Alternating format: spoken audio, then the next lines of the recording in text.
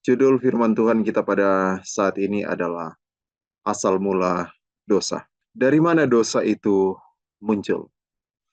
Dari manakah dosa itu muncul? Mari kita lihat di dalam, kita mulai dari Wahyu pasal yang ke-12. Wahyu pasal yang ke-12, kita baca ayat yang ke-7. Maka timbullah peperangan di sorga, Mikael dan malaikat-malaikatnya berperang melawan naga itu, dan naga itu dibantu oleh malaikat-malaikatnya. Tetapi mereka tidak dapat bertahan. Mereka tidak mendapat tempat lagi di sorga. Jadi ini awal mula ya. Mikael bersama dekatnya berperang melawan naga itu, dan naga itu dibantu juga oleh malaikat-malaikatnya. Tetapi katanya mereka tidak dapat bertahan di sorga, dan akhirnya mereka tidak mendapat tempat. Kenapa? Karena naga besar itu, si ular tua yang disebut iblis atau setan, yang menyesatkan seluruh dunia, dilemparkan ke bawah. Ia dilemparkan ke bumi bersama-sama dengan malaikat-malaikatnya. Jadi ia dilemparkan ke bumi sama-sama dengan apa? Malaikat-malaikatnya. Ada berapa jumlah malaikat yang dilemparkan ke bumi? Kita baca ayat yang maka tampaklah suatu tanda lain di langit, dan lihatlah seekor naga ini, seekor naga merah padam yang besar, berkepala 7 dan bertanduk 10, dan di atas kepalanya ada 7 mahkota. Jadi ada naga, dan naga ini siapa? Ayat yang ke-9, naga itu adalah si ular tua yang disebut iblis atau setan yang menyesatkan seluruh dunia. Jadi naga itu adalah ular tua. Kita ingat ular di Taman Eden ya, yang menggoda Adam dan Hawa. Iblis, setan, penyesat. Itu gelar daripada setan. Nah, dia katanya ekornya menyeret sepertiga dari bintang-bintang di langit. Jadi sepertiga dari bintang-bintang di langit. Siapa bintang yang dimaksud di sini? Kita baca di dalam Wahyu pasal 1 ayat yang ke-20. Ketujuh bintang itu ialah malaikat ketujuh jemaat. Jadi bintang itu ialah apa? Malaikat. Bintang itu ialah malaikat. Jadi ini ya, bintang di dalam buku Wahyu melambangkan malaikat. Jadi buku Wahyu itu memang kita akan melihat istilah-istilah bintang, binatang, semuanya itu sebenarnya adalah sebuah lambang ya. Kayak bangsa Indonesia, lambangnya adalah burung Garuda. Jadi kita jangan melihat itu sebagai sebuah kekuatan binatang, tetapi sebuah kekuatan manusia yang dilambangkan, begitu, yang dilambangkan. Nah, kalau naga itu adalah lambang dari kekuasaan iblis. Oke, kita kembali ke Wahyu pasal 12. Jadi dia naga ini katanya, atau si setan ini, dia menyeret sepertiga dari bintang-bintang di langit. Bintang-bintang di langit ini tidak lain adalah malaikat. Kalau di dalam bahasa Inggris dikatakan stars of heaven, atau bintang-bintang yang ada di sorga. Bintang-bintang yang ada di sorga.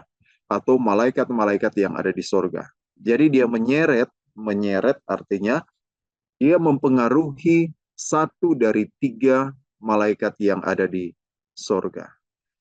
Nah, ada berapa ini malaikat yang ada di sorga? Mari kita lihat catatan di dalam Daniel pasal yang ke-7. Ada berapa malaikat yang ada di sorga? Oke, ayat yang ke-10. Ini pemandangan yang ada di sorga ya.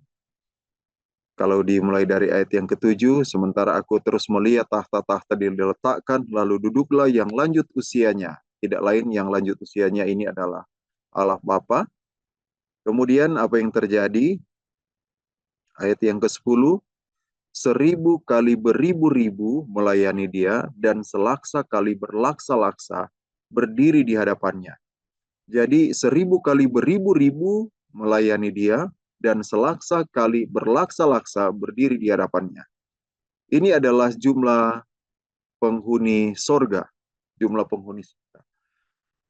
Tidak terhitung, jumlah yang tidak terhitung, dan 1/3 dari jumlah yang tidak terhitung itu terpengaruh dengan iblis atau diseret oleh iblis dalam pemberontakannya di dalam peperangannya melawan akan Allah. Jadi itu awal mula cerita tentang kejatuhan. Nah, sekarang kita mau cari akar dari kejatuhan ini. Akar dari kejatuhan. Nah, untuk mendapatkan akar dari kejatuhan ini atau asal mula dari dosa, mari kita melihat dari hal ini. Sosok yang berperang melawan Allah atau yang menjadi origin of sin, yang menjadi asal mula dari dosa, pencipta, bukan pencipta, awal mula dari dosa itu terjadi. Kita lihat di dalam Wahyu 12 ayat yang ke-9. Di dalam Wahyu 12 ayat yang ke-9, di sini dikatakan, siapa yang berperang melawan Mikael? Mikael ini adalah gambaran tentang Yesus ya. Jadi siapa yang berperang melawan Yesus? Ayat yang ke-9. Dan naga besar itu, si ular tua yang disebut iblis atau setan, ini yang berperang melawan Yesus. Apa yang terjadi dengan dia? Dia dilemparkan ke bawah, dia dilemparkan ke bumi. Ia dilemparkan ke bumi. Jadi, sosok yang menjadi origin of sins atau asal mula dari dosa, itu adalah sosok yang dilempar dari sorga, dari sorga ke bumi. Jadi, dia yang menjadi asal mula pertentangan yang berlangsung di bumi ini, itu terjadi awal mula di sorga, dan awal mulanya itu berasal dari sosok yang disebut iblis atau setan, naga besar si ular tua, yang dilemparkan ke bumi. Jadi tanamkan di dalam pikiran, dia yang menjadi awal dosa, yang memberontak melawan Allah, itu tidak terjadi mulai dari dunia ini, tetapi itu terjadi mulai dari sorga, dan itu adalah iblis atau setan, yang mana sosok ini digambarkan di dalam Alkitab, yaitu sebuah sosok yang dilempar dari sorga ke bumi. Oke? Jadi dia dilempar dari sorga ke bumi. Mari kita lihat catatan yang lain di dalam Alkitab tentang sosok yang dilempar dari sorga ke bumi ini. Kita buka di dalam Yesaya pasal yang ke-14, ayat yang ke-12. Perhatikan ini. Jatuh ke bumi. Ah, ini ada sosok yang lain lagi kan yang jatuh ke bumi. Yang jatuh ke bumi. Atau di dalam ayat 15, sebaliknya ke dalam dunia orang mati engkau diturunkan ke tempat yang paling dalam di liang kubur. Jadi dia diturunkan kemana? Ke bumi. Nah, terus dia jatuh dari mana? Dari langit. Dia jatuh dari langit. Di dalam bahasa Inggris disebutkan fallen from heaven. Jadi jatuh dari sorga kemana? Ke bumi. Jadi sama, gambarannya sama. Jadi di buku Wahyu disebutkan ada sosok yang jatuh dari sorga ke bumi, dan sosok itu disebut dengan iblis atau setan, naga besar, si ular tua yang disebut iblis yang menyesatkan seluruh bumi. Nah, kalau di Yesaya, siapa yang jatuh ke bumi ini? Siapa yang jatuh ke bumi? Atau yang dilempar ke bumi dari sorga? Siapa yang? Kalau kita lihat terjemahan di dalam bahasa Inggris, dikatakan begini.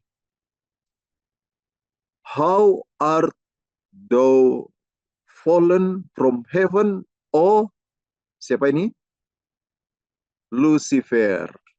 Jadi dia yang jatuh dari sorga ke bumi, kalau di dalam buku Wahyu, itu adalah apa? Itu adalah naga besar, si ular tua yang disebut iblis atau setan, yang menyesatkan. Lima gelar yang diberikan oleh buku Wahyu.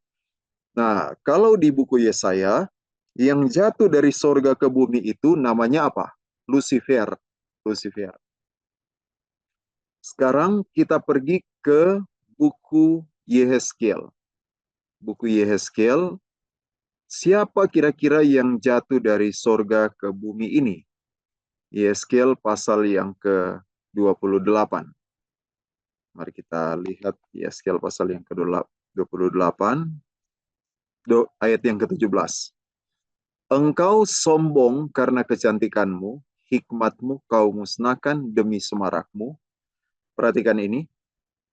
Ke bumi kau kulempar. Nah, ke bumi kau kulempar. Dari mana dia dilempar ke bumi? Kita baca ayat yang ke-14. Kuberikan tempatmu dekat kerub yang berjaga di gunung kudus Allah engkau berada. Dari mana dia dilempar ke bumi? Dari gunung kudus Allah. Nah, di mana ini gunung kudus Allah? Tidak lain, ini adalah suatu tempat ini. Di Taman Eden, taman yang penuh segala batu permata yang berharga, yasmis merah, krisolit, dan seterusnya, di mana batu-batu ini kita dapati di dalam buku Wahyu, ini adalah sorga yang memiliki batu-batu ini. Jadi, Taman Eden yang dimaksudkan di sini adalah sorga, karena memiliki batu-batu ini, dan sosok yang dilemparkan ke bumi ini, sosok yang dilemparkan ke bumi ini, berasal daripada sorga. Jadi, sama lagi ceritanya. Dia dilemparkan ke bumi dari sorga. Nah, siapa yang dilemparkan ke bumi dari sorga? Kalau buku Wahyu menyatakan, naga besar, si ular tua yang disebut iblis atau setan, penyesat. Kalau buku Yesaya menyatakan, siapa dia? Lucifer. Lucifer. Sekarang Yehezkiel. Siapa yang dilempar dari sorga ke bumi? Siapa yang dilempar dari sorga ke bumi? Mari kita lihat dalam buku Yehezkiel pasal yang ke-28. Siapa dia ini yang dilempar ke bumi? Ayat yang ke-14. Kuberikan tempatmu dekat kerub. Dekat kerub. Jadi kuberikan tempatmu di dekat kerub. Apa artinya ini kuberikan tempatmu dekat kerub? Kita lihat di dalam bahasa Inggris. Ini bahasa Inggrisnya. Thou art the anointed cherub. Jadi siapa sosok yang dilempar dari sorga ke bumi? Dia adalah the anointed cherub atau kerub yang menudungi. Jadi engkau adalah kerub yang menudungi. Nah, apa ini kerub ini? Apa ini kerub ini? Atau kerub yang menudungi. Nah, kita ingat di zamannya orang Israel, mereka diperintahkan untuk membangun bait suci, dan bait suci itu salah satu yang harus mereka buat itu, atau bait suci itu terdiri dari ada bilik suci dan ada bilik maha suci. Dan di dalam bilik maha suci, mereka Tuhan memerintahkan Musa untuk mendirikan yang disebut dengan uh, apa namanya, tabut perjanjian. Dan tabut perjanjian ini di dalamnya ada, ya saya coba bagikan gambarnya ya. Jadi ini adalah gambaran tentang tabut perjanjian. Jadi ini adalah tabut perjanjian. Kemudian di atas dari tabut perjanjian di bilik yang maha kudus itu ada ini, ada kerub. Nah, ini adalah kerub. Ini adalah kerub. Kemudian di tengah-tengah dari kerub itu, ini ada awan kemuliaan. Awan kemuliaan.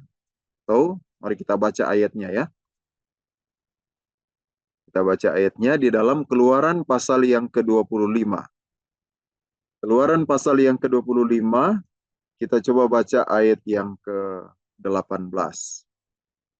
Dan haruslah kau buat 2 kerub dari emas, kau buatlah itu dari emas tempaan pada kedua ujung tutup pendamaian. Dan seterusnya. Buatlah 1 kerub dan seterusnya. Nah, inilah gambaran tentang kerub itu yang kita lihat tadi. Jadi seperti inilah. Inilah gambaran tentang kerub itu. Oke, ini. Ini dia gambaran tentang kerub. Jadi harus dibuat kerub itu. Nah, kerub ini katanya ditaruh di atas tabut perjanjian dan di tengah-tengah dari kerub itu ada awan kemuliaan. Nah, apa sebenarnya ini awan kemuliaan? Kita tahu bersama bahwa setelah dosa masuk, maka Tuhan mencari solusi bagaimana supaya dia dapat tinggal bersama dengan manusia. Dan cara yang Tuhan tetapkan supaya dia dapat tinggal dengan manusia adalah apa? Dengan membuat bait suci. Kalau kita lihat di dalam Keluaran pasal yang ke-25, ayat yang ke-8, dikatakan begini, dan mereka harus membuat tempat kudus bagiku, buat tempat kudus, supaya aku akan diam di tengah-tengah mereka. Jadi setelah manusia jatuh dalam dosa, mereka terpisah daripada Allah. Tetapi ketika mereka terpisah daripada Allah, Allah berinisiatif untuk mau datang tinggal dengan manusia. Caranya adalah mereka buat tempat kudus, dan pada waktu mereka membuat tempat kudus, itu ditutupi dengan sangat rapi, dan tempat kudus itu ada 2 bilik, ada 2 ruangan, ruangan yang kudus dan ruangan yang maha kudus. Makanya ada sebuah lagu yang bilang begini, ku masuk ruang maha kudus dengan darah anak domba. Jadi ruang maha kudus itu adalah bilik yang maha kudus yang ada di belakang tabir. Jadi ruang kudus dan maha kudus itu dipisahkan oleh tabir. Nah, itu tabut perjanjian, dia ada di ruang yang maha kudus itu, atau ada di bilik yang maha kudus ini. Nah, di bilik yang maha kudus ini, disitulah terdapat itu kerub, tabut perjanjian, dan awan kemuliaan. Seperti yang Anda lihat di gambar tadi. Nah, pertanyaannya, apa ini awan kemuliaan? Mari kita baca di dalam Imamat yang ke-16. Ya, ini ada banyak ayat-ayat ya. Imamat pasal yang ke-16. Firman Tuhan kepada Musa, katakanlah kepada Harun kakakmu, supaya ia jangan sembarang waktu masuk ke dalam tempat kudus di belakang tabir, ke depan tutup pendamaian, yang di atas tabut, supaya jangan ia mati. Jadi, Tuhan berfirman kepada Musa, jangan sembarang waktu masuk ke tempat kudus di belakang tabir, ke depan tutup pendamaian. Apa artinya? Jangan sembarang waktu masuk ke ruang yang maha kudus itu. Kamu hanya boleh masuk di situ pada hari ini, Atonement Day, atau the Day of Atonement, yaitu hari raya pendamaian. Hanya pada waktu itu kamu boleh masuk. Kenapa hanya pada waktu itu kamu boleh masuk? Karena ini, perhatikan ini. Karena aku menampakkan diri di dalam awan di atas tutup pendamaian. Apa artinya ini? Aku menampakkan diri di dalam awan di atas tutup pendamaian. Perhatikan ini, gambar ini. Jadi Tuhan katanya, ini tutup pendamaian ya, tabut perjanjian.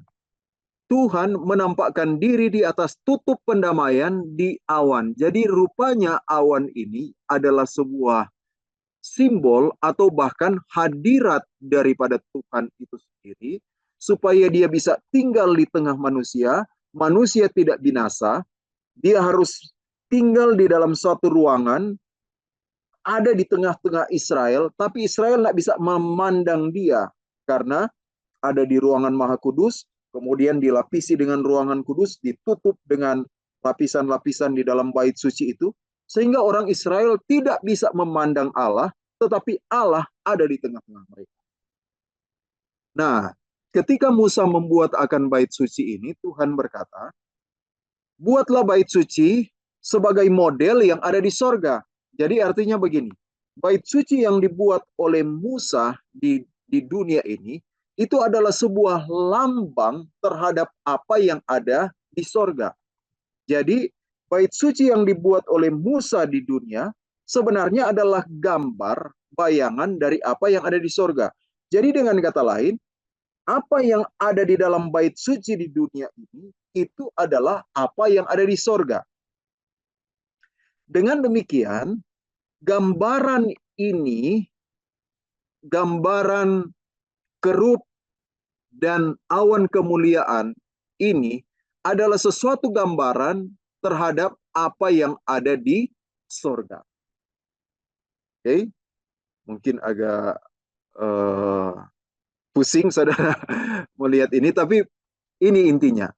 Kerup itu adalah sosok yang sangat dekat dengan hadirat Allah, bahkan tidak sembarang makhluk bisa masuk ke tempat yang maha kudus ini.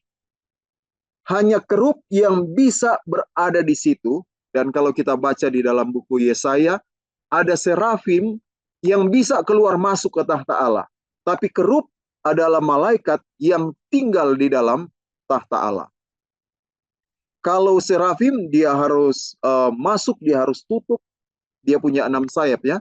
Dia tutup muka, tutup kaki, kemudian 2 sayap untuk terbang, kemudian dia masuk ke dalam tempat yang maha kudus itu, dan pada waktu dia masuk, dia akan berseru, kudus, kudus, kudus, kuduslah Tuhan. Itu serafim. Tapi kalau kerup, dia tinggal di dalam bait suci itu. Dia tinggal di dalam hadirat Tuhan. Dengan kata lain, kerup ini adalah sosok malaikat yang tertinggi. Kenapa? Karena dia adalah malaikat yang ada tinggal di tahtanya Allah. Dia adalah malaikat yang tertinggi yang tinggal di tahtanya Allah. Itu adalah kerup. Nah, mari kita lihat. Oke, sebelum kita lanjut. Jadi siapa yang dibuang dari sorga ke bumi?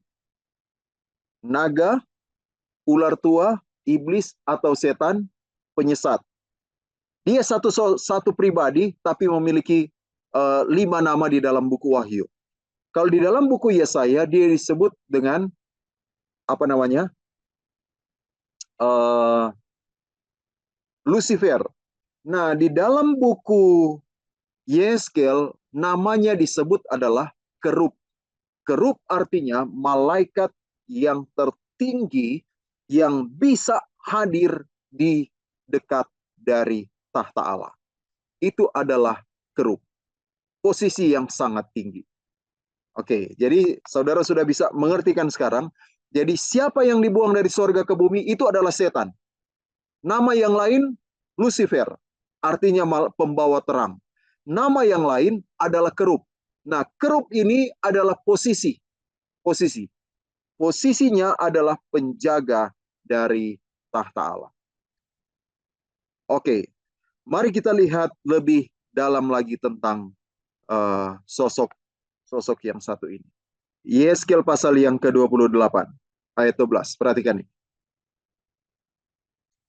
Siapa kerub itu? Siapa kerub itu? Perhatikan ini. Kerub itu adalah gambar dari kesempurnaan. Dia adalah gambar dari kesempurnaan. Siapa lagi dia?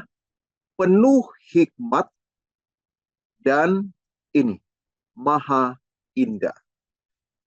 Jadi kerub itu dulunya ketika dia diciptakan oleh Allah, dia berada di dekat dengan Allah. Dan pada waktu dia diciptakan itu, dia menjadi sebuah gambar dari kesempurnaan. Dengan kata lain, berdasarkan ayat ini, kita dapat mengetahui siapa Lucifer itu. Lucifer itu adalah gambar dari kesempurnaan. Dengan kata lain, dia menduduki posisi yang tertinggi, dan bukan hanya tertinggi, tetapi model dari kesempurnaan. Dan kalau dia adalah model dari kesempurnaan, dialah pemimpin dari malaikat-malaikat yang ada di surga. Profesi daripada Lucifer yaitu pemimpin puji-pujian. Dialah yang memimpin akan puji-pujian yang ada di surga. Jadi begitu tinggi posisi daripada Lucifer. Kemudian gambar dari kesempurnaan, penuh hikmat, dan maha indah. Nah, sekarang yang menjadi pertanyaan. Gambar dari kesempurnaan. Pertanyaan. Kalau dia adalah gambar dari kesempurnaan, apa beda dengan sosok yang ada di tengah sini? Yaitu Yesus, Allah pencipta. Apa beda dengan sosok yang ada di tengah sini, yaitu Yesus, Allah pencipta? Gambar dari kesempurnaan. Nggak ada bedanya. Nggak ada bedanya. Kemudian, penuh hikmat. Lucifer ini dia penuh dengan hikmat. Pertanyaan, apa bedanya Lucifer dengan sosok yang ada di tengah ini? Penuh hikmat. Nggak ada bedanya. Karena Yesus adalah hikmat Allah. Nggak ada bedanya. Kemudian yang terakhir, maha indah. Lucifer itu, kerub itu, adalah sosok yang maha indah. Ini sebelum kejatuhannya ya. Nah, pertanyaan, apa beda ini, kerub ini, dengan yang ada di tengah sini? Maha indah. Dia maha indah, ini maha indah. Tapi ada lagu yang mengatakan, maha indah, ya maha indah. Siapa? Yesus Raja yang aku sembah. Nah, yang ada di tengah sini juga maha indah. Jadi, gambar dari kesempurnaan, apa beda dia dengan Allah? Sama. Penuh hikmat, apa beda dia dengan Allah? Sama. Maha indah, apa beda dia dengan Allah? Sama. Jadi gambar dari kesempurnaan, penuh hikmat, dan maha indah, gak ada bedanya dengan Allah. Sama sekali gak ada beda. Tapi apa yang membedakan? Saudara tahu apa yang membedakan? Ketika serafim masuk ke dalam ruang yang maha kudus, mereka menutupi wajahnya, menutupi kakinya, kemudian terbang sambil sujud, menyembah kepada Dia yang ada di tengah-tengah kerub itu. Menyembah, kudus, kudus, kuduslah Tuhan. Menyembah kepada Dia yang ada di tengah. Coba Anda bayangkan Anda berada di posisinya kerub. Gambar dari kesempurnaan sama dengan Allah. Penuh hikmat sama dengan Allah. Kepintaran sama. Maha Indah sama, nggak ada beda. Posisinya sama, tidak ada beda. Begitu sama. Tetapi ketika orang datang, mereka memberikan penghormatan kepada yang ada di tengah. Apa yang muncul di hati? Ketika makhluk-makhluk sorga itu datang dalam sebuah peribadatan penyembahan kepada Allah, mereka menyembah kepada Dia yang ada di tengah. Kudus, kudus, kuduslah Tuhan Allah yang Maha Kuasa. Mereka menyembah kepada Dia yang ada di tengah. Apa yang terjadi, saudara-saudara? Lucifer dia berpikir, hebat ya yang di tengah ini. Hebat yang di tengah ini. Menerima penyembahan. Padahal yang di tengah ini nggak ada beda dengan saya. Kenapa mereka nggak nyembah saya juga gitu? Kenapa mereka tidak hormati saya juga? Tapi kata-kata ini dia ucapkan di dalam hatinya. Dia ucapkan di dalam hatinya. Apa buktinya? Mari kita kembali ke Yesaya pasal yang ke-14. Yesaya pasal yang ke-14. Ini ayat 13. Ini tentang Lucifer ya. Engkau yang tadinya, perhatikan ini, berkata dalam hatimu. Jadi dia hanya berkata di dalam hati. Kok saya nggak menerima penyembahan? Padahal kan sama ini. Gambar dari kesempurnaan saya juga. Penuh hikmat saya juga. Maha indah saya juga. Kenapa saya nggak disembah ya? Nah, muncul sesuatu yang bergejolak di dalam hatinya. Tetapi, perhatikan hal ini. Bukan hanya ada satu kerub di situ. Ada dua kerub, bahkan ada beberapa kerub sebenarnya. Kalau kita baca di dalam Kejadian pasal 3, kita menemukan ada beberapa kerub. Ada beberapa kerub sebenarnya yang diciptakan juga dalam posisi yang sama. Tapi anehnya, kepada para pemimpin malaikat ini, salah satu dari mereka memiliki perasaan itu. Dan ini tidak pernah dirancang oleh Allah. Tidak pernah dirancang oleh Allah ketika Allah menciptakan mereka. Tapi anehnya kok itu bergejolak ya. Bergejolak sekali ini perasaan ini. Dia begitu bergejolak dan dia katakan, kok saya nggak terima penyembahan. Dia berusaha untuk meredam karena dia masih berkata dalam hati kan. Tapi itu muncul terus. Dan ketika itu muncul, anehnya yang lain nggak muncul. Dia muncul. Inilah yang disebut dengan misteri dosa. Di dalam alam semesta ini hanya ada dua misteri. Yang tidak tahu kenapa itu bisa terjadi. Yang pertama, kenapa dosa itu bisa muncul. Yang kedua, kenapa Allah yang maha kuasa pencipta alam semesta yang tidak ada batasnya ini mau mati untuk bumi ini, yang mana bumi ini hanyalah setitik atom di alam semesta. Setitik atom itu biar mau lihat pakai kaca pembesar nggak bisa dilihat. Setitik atom kecil sekali di alam semesta yang luas. Tidak terlihat, begitu kecil. Bumi aja, jangankan bumi, matahari. Matahari jika dibandingkan dengan matahari VVCP, matahari itu jadi debu kecil.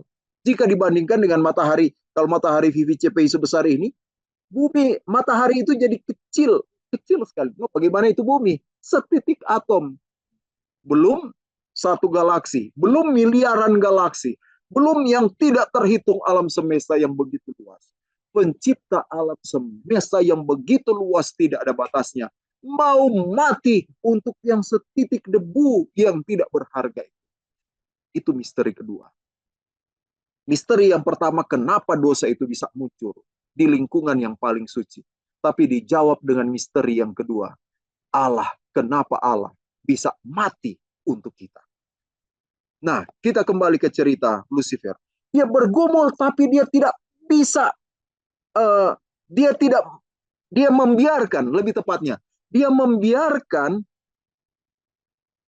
dosa itu atau perkataan hatinya itu bertumbuh di dalam hatinya. Sehingga apa yang terjadi, saudara-saudara? Akhirnya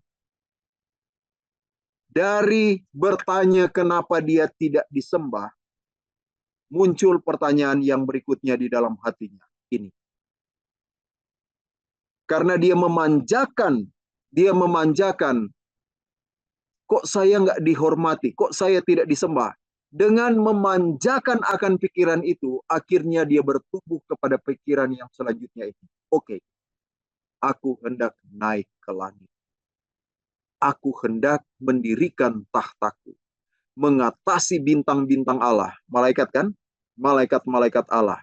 Dan aku hendak duduk di atas bukit pertemuan, jauh di sebelah utara. Apa itu bukit pertemuan, saudara-saudara? Tempat tahtanya Allah yang ada di sebelah utara. Kita bisa melihat banyak bukti bahwa utara itu melambangkan tempat Allah bertahta. Nah, dia mulai berkata di dalam hatinya, oke, enak juga rupanya disembah. Dia mulai melihat keindahan dari disembah itu. Dia mulai melihat keindahan dari penghormatan yang diberikan kepada manusia. Dia mulai melihat itu, wah, luar biasa ini. Luar biasa, disembah itu luar biasa. Dihormati itu luar biasa. Kalau begitu, saya juga mau untuk dihormati. Saya juga mau untuk diakui. Saya sudah lama berada di sini, tapi sepertinya tidak dianggap keberadaan saya. Oke, saya akan mendirikan tahtaku, mengatasi bintang-bintang Allah. Aku hendak duduk di atas. Kalau ada pertemuan, aku yang duduk di atas. Apa artinya, saudara-saudara, kalau ada pertemuan kemudian dia duduk di atas? Untuk disembah. Untuk disembah. Saudara, roh ini duduk di atas untuk disembah adalah roh yang mendorong saya pada waktu saya kuliah untuk belajar dengan baik. Kenapa? Karena kalau saya belajar dengan baik, saya dapat nilai yang bagus, maka ketika penamatan saya akan disebut, ketika saya berada di atas panggung, akan disebut nama saya, dan orang akan bertepuk tangan untuk saya. Wah, luar biasa, nilainya bagus, luar biasa. Roh ini benar-benar mendorong saya. Tapi saudara-saudara, Alkitab mengatakan, roh ini adalah roh yang dimiliki oleh Lucifer sebelum dia jatuh. Dan roh inilah yang dimiliki oleh Lucifer yang menyebabkan kejatuhan daripada Lucifer. Dan roh inilah yang telah menghancurkan keharmonisan di alam semesta. Roh inilah yang menjadi awal mula daripada dosa. Roh inilah yang telah menghancurkan keharmonisan di seluruh alam semesta. Roh inilah yang telah membawa penderitaan kepada manusia. Roh inilah yang telah menghancurkan kebahagiaan manusia. Tapi roh ini juga yang telah menghancurkan kebahagiaan Allah. Yang telah menghancurkan keharmonisan alam semesta. Yang telah menghancurkan, yang telah membawa penderitaan kepada Allah. Kepada Allah Bapa, Allah Anak, dan Allah Roh. Roh inilah yang telah membuat Lucifer diusir dari sorga. Dan roh inilah yang telah membawa penderitaan kepada segala makhluk, baik yang ada di sorga maupun yang ada di bumi. Loh, kok di sorga menderita? Anda pernah mendengar lagu 10,000 Angel Cries? 10,000 Angels Cries, yaitu ketika Yesus memberikan hidupnya untuk mati bagi manusia, ribuan malaikat meneteskan air mata. Saudaraku, dosa atau roh yang dimiliki Lucifer di awal mula kejatuhannya adalah roh yang telah menghancurkan seluruh kebahagiaan di alam semesta ciptaan Tuhan. Dan apakah rohnya? Berkata dalam hati untuk disembah. Berkata dalam hati untuk dihormati. Apakah kita memiliki rohnya? Ketika manusia jatuh ke dalam dosa, roh itu telah dimiliki oleh manusia. Roh itu telah dimiliki oleh manusia. Itu sebabnya ketika Yesus mau datang, dia mengatakan bahwa aku harus mengganti hati yang engkau miliki itu. Harus diganti dengan hati yang baru. Mari kita lihat ya. Yeremia pasal yang ke-17 ayat yang ke-1. Dosa Yehuda tertulis dengan pena besi yang matanya dari intan, terukir pada apa katanya? Pada loh hati mereka. Dosa itu, saudara-saudara, ditulis dengan pena besi dan diukir pada loh hati. Pertanyaan saya adalah, kalau loh hati kita itu, loh itu batu, loh batu hati kita ditulisi dosa dengan pena besi yang matanya dari intan, pertanyaan saya, penghapus jenis apa yang bisa menghapus dosa itu di dalam hati kita? Nggak ada. Itulah sebabnya yang celakanya ketika nenek moyang kita yang pertama itu jatuh, nenek moyang yang pertama itu jatuh, maka kita mewarisi hati yang dimiliki oleh Lucifer. Hati yang dimiliki oleh Lucifer. Dan apakah hati yang dimiliki oleh Lucifer ini? Hati untuk dipuji, hati untuk dihargai, hati untuk dihormati, hati untuk diakui, hati untuk diakui. Saya baru berkonsultasi dengan konseling salah satu orang. Dan saya katakan, kenapa kamu mau belajar? Oh, sir, saya mau belajar karena keluarga saya di kampung tidak dihargai orang.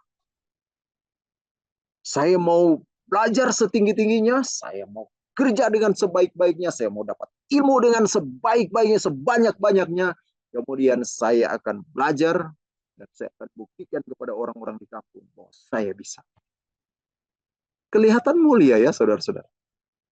Tapi roh inilah yang dimiliki oleh Lucifer. Saya berbicara kepada dia dan saya berdoa untuk dia. Dia menyadarinya. Roh inilah yang dimiliki oleh Lucifer. Dengan demikian, apa yang harus dilakukan oleh Allah? Karena manusia yang sudah jatuh telah memiliki kecenderungan untuk dipuji, dihargai, dihormati. Telah memiliki kecenderungan itu. Adakah yang bisa menyelamatkan dia? Sedangkan dosa itu telah terukir di dalam hatinya. Dosa ingin dipuji ini. Adakah yang bisa menyelamatkan dia? Mari kita lihat di dalam Yehezkiel. Yehezkiel pasal yang ke-11 ayat 19. Ini ayat terakhir. Yehezkiel pasal yang ke-11 ayat yang ke-19. Apa yang dikatakan di sana? Ini solusi yang Tuhan tawarkan. Hati yang telah diukir oleh dosa tidak dapat diselamatkan lagi. Tidak dapat diselamatkan lagi. Karena hati itu sudah membatu dan dosa diukir dengan pena besi yang matanya dari intan. Saudara bisa hapus itu? Tidak bisa. Dengan segala usaha yang engkau bisa lakukan untuk jadi rendah hati, itu semua kamuflase itu. Hanya kamuflase. Hanyalah sebuah kemunafikan. Tidak bisa kita hapus dosa itu dalam hati. Hanya ada satu cara yang ditawarkan oleh Allah. Apa itu? Ini. Aku, bukan kamu, kata Tuhan. Aku, bukan kamu. Bukan usaha kita. Aku, kata Tuhan, akan mengganti hatimu. Akan mengganti hatimu dengan hati dan roh yang baru. Aku akan memberikan mereka hati yang lain dan roh yang baru di dalam batin mereka. Apa yang Allah akan lakukan? Aku akan membuang hati yang keras itu. Hati yang sudah terukir dosa di dalamnya. Itu harus dibuang dari dalam dirimu. Dan kepada mereka akan dikaruniakan hati yang baru. Hati yang taat. Hati yang taat. Hanya dengan cara ini. Hanya dengan cara ini. Manusia dapat diselamatkan. Yeskel 36 ayat yang ke-26. Rohku akan kuberikan diam di dalam batinmu, dan aku akan membuat kamu hidup menurut segala keketapanku. Ayat yang ke-26. Kamu akan kuberikan hati yang baru. Kuberikan. Siapa yang akan memberikan itu? Aku, firman Tuhan. Hanya Allah lah yang dapat mengganti hati kita. Hanya Allah saja yang dapat mengganti hati kita. Di luar aku, kamu tidak dapat berbuat apa-apa. Engkau tetap akan memiliki roh yang dimiliki oleh Lucifer ketika dia jatuh. Roh apa itu? Ingin untuk disembah. Oh, saya tidak ingin disembah. Iya benar, tapi engkau ingin dipuji. Sama itu. Engkau ingin dihargai, sama itu. Salahkah ingin dihargai? Sebenarnya nggak salah-salah amat. Kalau orang memberikan penghargaan, biarlah kemuliaan itu kembali kepada Allah. Saya tidak ingin dipuji-puji di depan-depan orang, tapi kita ingin untuk dipuji sebenarnya, tapi di dalam hati. Tidak masalah kita orang memuji kita, tetapi apakah kita menerima itu untuk diri kita dan mengatakan, ya, memang saya memang layak karena saya memang pinter, saya yang telah menyelesaikan pembangunan gereja ini, saya yang telah memimpin KKR ini, saya yang telah membuat pelayanan-pelayanan ini, ya memang saya. Anda tahu kejatuhan dari Lucifer. Apa yang kita baca tadi? Aku hendak naik ke langit. Aku hendak mendirikan tahtaku. Aku hendak mengatasi bintang-bintang Allah. Aku hendak duduk di bukit pertemuan. Aku hendak duduk di sebelah utara. Aku, dan aku. Aku. Aku itu berasal dari bahasa Yunani yang berarti ego. Ego. Ego itu artinya aku. Ego itu adalah keakuan. Saudaraku yang kekasih di dalam Tuhan. Roh keakuan ini adalah awal mula dari dosa itu. Dan roh keakuan ini telah menghancurkan keharmonisan alam semesta, membawa penderitaan kepada seluruh umat manusia, dan membuat Allah harus mati di atas kayu salib, dan membuat Allah Bapa harus menyaksikan anaknya memberikan hidupnya untuk mati bagi manusia yang telah memberontak terhadap Allah. Manusia yang sudah mengikut akan teladan daripada Lucifer, Allah harus mati untuk mereka. Saudaraku yang kekasih di dalam Tuhan,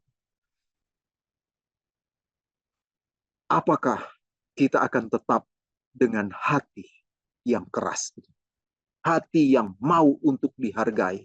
Ketika penghargaan itu tidak datang kepadaku, maka kita mulai akan melihat orang itu dengan mata, oh, kamu tidak menghargai saya tandai kamu. Oh, kamu tidak menghormati saya sudah tandai. Dan siapakah yang dapat menyelamatkan kita? Tidak ada.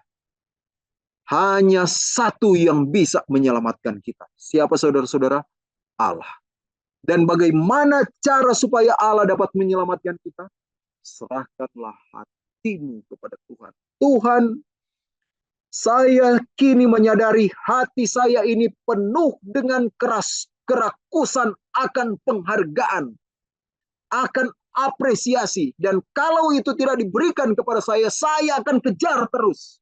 Dan ketika saya layak mendapatkannya dan mereka masih tidak memberikan penghargaan kepada saya, bahkan mereka mencela saya, maka saya akan membalas mereka.